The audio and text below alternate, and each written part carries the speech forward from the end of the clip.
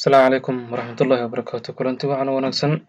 Waxaynu samayn doonaa inaynu samaysano abuurano database iyo sidoo kale table. Waayo waxaan tegeysaa firstly SQL ba tegi doontaa. Halkan ba waxaan leedahay create database.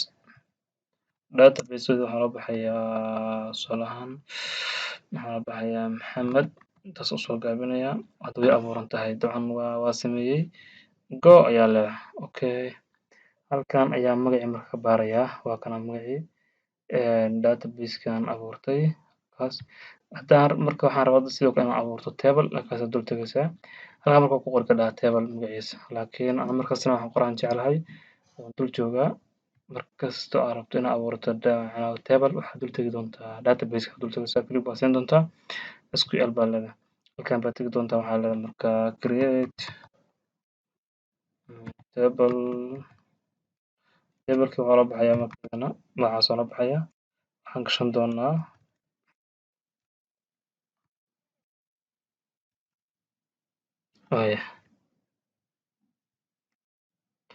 waxaan gashan doonaa marka value waxaan gashan doonaa inaan abuurano dabcan waxaan ku shaqeyn lahayn halkaas tegi doontaa waxaa leeyahay marka id empty waxaan leeyahay full name wuxuu qaadanayaa database waa var jar varcharkiisa waxaan ka dhigi doonaa 20 hakad baad siin doontaa sidoo kale phone oo ka raacay phone-ka waa number inta iga dhig waxaa igu xiga location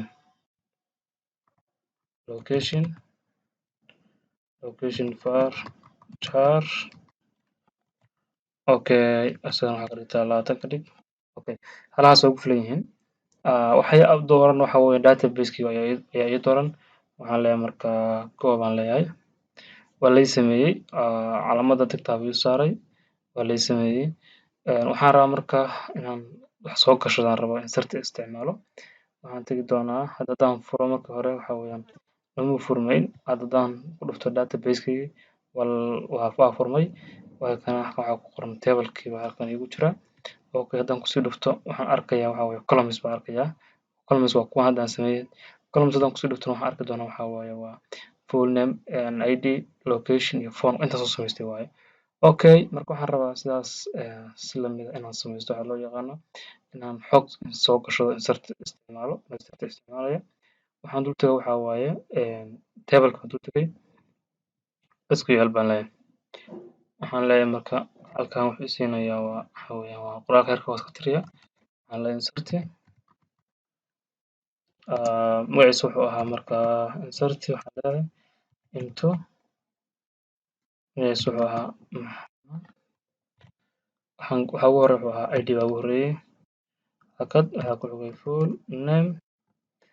waxaa ku xigay phone waxaa ku xigay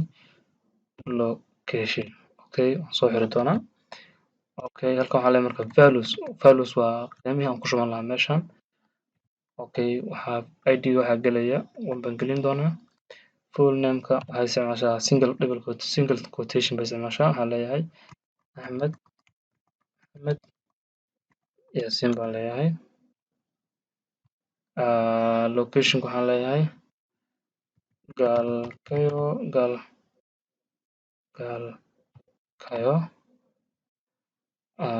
lambarkan waxaan leeyahay tusaale ahaan tan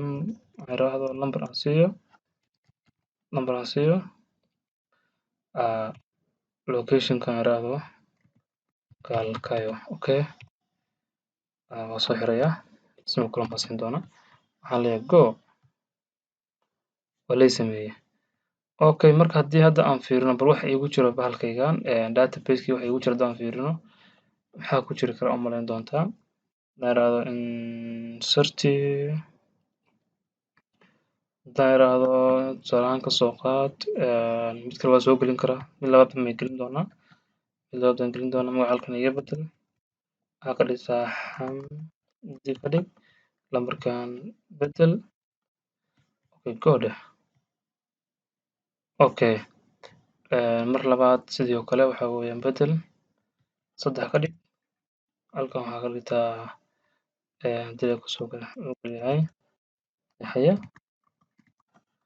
lambarka bedel location-ka bedel location-ka soo qaad Garowe good sidoo kale ku dhufo waxay ugu noqotaa database search dheh database ku laabo waxaa leedahay marka iga bedeltan waxaan u baahan marka xogteeda inaan helo u baahnaa select all star from inaan xogta hore aan la soo baxo all star from database magaceedu wuxuu ahaa baan siin doonaa baan leeyahay waa inaan helaa database-kii oo dhammaystiran kana ID waxay ugu jidhaa 3 lambar bay ugu jidhaa sidoo kale waxay ugu jidhaa haddii ilaahay kuu sugan yahay 3 qof baana igu jirtaa marka iyadoo dhammaystiran ID full name phone haddii ilaahay kuu sugan yahay location phone marka waa qaabkaas aan u qornay no matter wax dhibaato ay leedahay ma jiro marka intaas ayaan rabaa inaan idiin soo gudbiyo aad ayaa u mahadsantihiin